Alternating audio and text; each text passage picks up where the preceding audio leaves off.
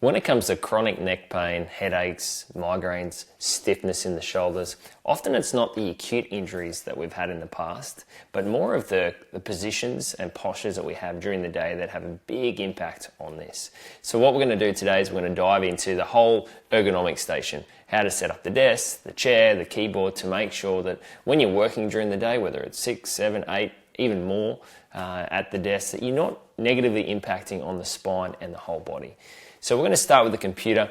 Now there's lots of different varying advice out there. My recommendation though is when you're in a seated position, you want to be looking at the bottom third of the screen, so your head is slightly positioned up.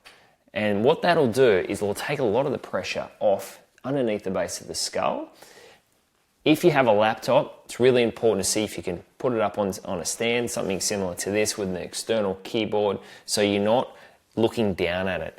When you're looking down at a laptop, what ends up happening is the head goes down, the shoulders roll in, the pec muscles get really tight, and everything, the whole upper body is under a tremendous amount of strain.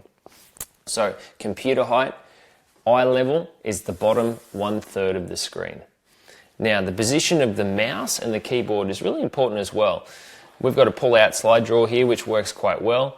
When you're working on the keyboard, you want to be having it in a position where the shoulders are relaxed, and when you're working on the mouse, you're not reaching forward, nor are you holding your arm up.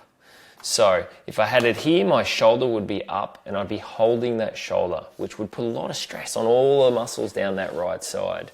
So positioning it down in the normal position, now my shoulder's relaxed and everything's in a balanced position. Now chairs, there's so many different advice and directions you can go when it comes to an office chair. This is not one I recommend. This is purely just as an example. One of the most important things when you're looking for a chair, just make sure it's got the proper and ideal back support, the lower back. Often when you're sitting at the chair though, the position is quite important. So we're going to start off with that. Positions to avoid, try and avoid sitting at the front of the chair and leaning forward, and also avoid slumping down so that there's no support on the lower back. The best advice I give patients is when they're sitting down, squat down into the chair. So you want to be squatting down into the chair, and that will put yourself in the most balanced and even position for the lower back. Making sure your backside's all the way back, right in that crevice, so then the seat supports your lower back and the whole body is balanced and relaxed.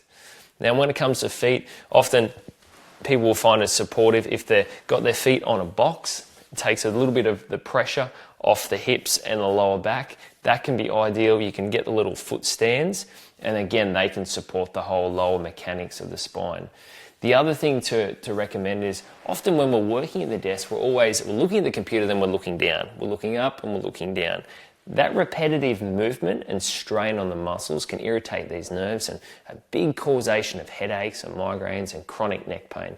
So I always recommend, if you can, if you're able to get hold of a document holder, that's something that's similar height to the computer, so you're just looking across and as opposed to that up and down movements throughout the day.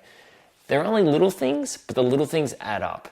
And so if you can just have a look at your workstation, get someone to take a photo from the side and really have a look, okay, what little changes can I make that can make a big difference? Because when you're at it, by 8 hours, 5 days a week, at least 50 weeks a year, these little things can accumulate.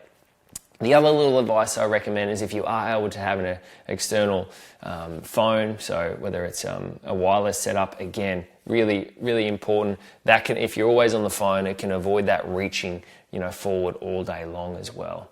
So hope this helps and clarifies, what's the best position for the seat, the chair. If you have any more direct questions on what chair to buy and different document holders, please let us know. We'd love to advise you in that direction.